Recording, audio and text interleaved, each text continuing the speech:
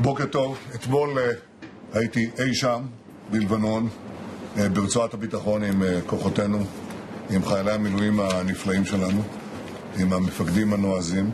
הם עושים שם עבודה מדהימה, ברוח איתנה, בנחישות גדולה, ובהצלחות גדולות שכמובן צריך להכיר בהם. הדבר הראשון זה שהם מרחיקים את האויב מהגבול. ואנחנו לא מדברים על 5 נקודות, אנחנו מדברים עכשיו על רצועת ביטחון מוצקה, עמוקה יותר, שגם מונעת את הסכנה של הפלישה וגם מרחיקה את איום הנ"ט. הם גם מטפלים בכפרי הטרור שהיו צמודים לגבולנו, שם כל עמדת טרור ורבות הן פשוט משותחות. וצריך לראות את זה, זה שינוי עצום, צריך לראות גם את הרוח שלהם. יש לנו עדיין איום מהתמ"ס, גם בזה מטפלים, יש שם חידושים חשובים, אבל יש עבודה לעשות. ואני התרשמתי מאוד גם מהנכונות, מההבנה שאנחנו צריכים להחזיר את הביטחון לצפון ולדאוג שתושבי הצפון שמגיע להם את אותה מידת ביטחון שיש לכל אזרחי ישראל, שגם הם יקבלו אותה, אנחנו לא נשקוט עד שנחזיר להם את הביטחון. וכמובן, הלחימה נמשכת, היא לא נפסקה, היא נמשכת כל הזמן, ואתמול היא התרכזה וגם היום בבינג'בל. זה לגבי לבנון. אני שוחחתי אתמול עם סגן הנשיא ג'יי די ואנס. הוא צלצל אליי ממטוסו בדרך חזרה מאסלאמבאד. הוא דיווח לי בפירוט, כפי שעושים אנשי הממשל הזה מדי יום, על התפתחות המשא ומתן. במקרה הזה, הפיצוץ במשא ומתן. הפיצוץ בא מהצד האמריקני שלא היה מוכן לסבול את ההפרה הבוטה של ההסכם לכניסה למשא ומתן על ידי איראן. בעצם ההסכמה הייתה שנוצרים את האש ואיראן פותחת מיד את המיצרים. הם לא עשו את זה. האמריקנים לא היו מוכנים לקבל את זה. הוא גם הבהיר לי שהנושא המרכזי שעומד על הפרק מבחינת הנשיא טראמפ בארצות הברית זה הוצאת כל החומר המועשר ולהבטיח שאין יותר העשרה או בהמשך, בשנים הבאות, וזה יכול להיות עשרות שנים, אין העשרה בתוך איראן. זה המוקד שלהם, כמובן דבר שהוא חשוב לנו, וכיוון שאיראן הפרה את הכללים, הנשיא טראמפ החליט לשים עליהם בלוקדה, זו מילה לועזית, למצור, מצור ימי. אנחנו כמובן תומכים בעמדה התקיפה הזאת, ואנחנו מתואמים עם ארצות הברית כל הזמן.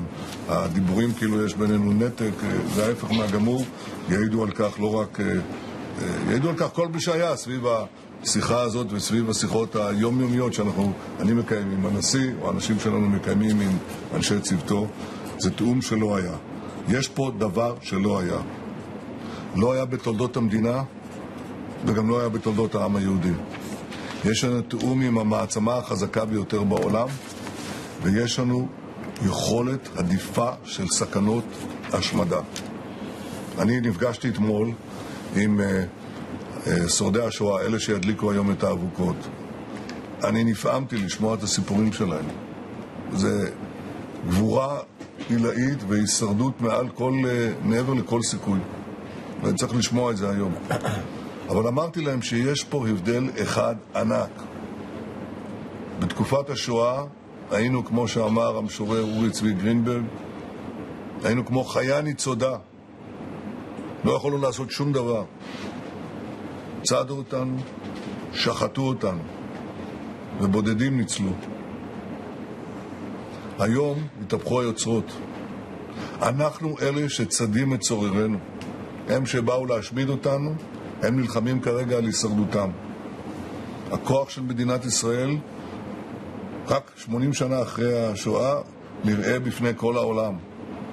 גם אם העולם שכח את לקחי השואה, אנחנו לא שכחנו. אנחנו יודעים שצריך להתייצב מול הרע בזמן ובעוצמה.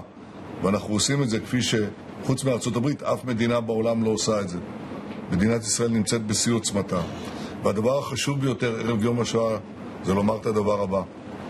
אם לא היינו פועלים, אם לא היינו לוקחים את גורלנו בידינו במדינת ישראל העצמאית, עם צבא הגנה לישראל וזרועות הביטחון שלנו, השמות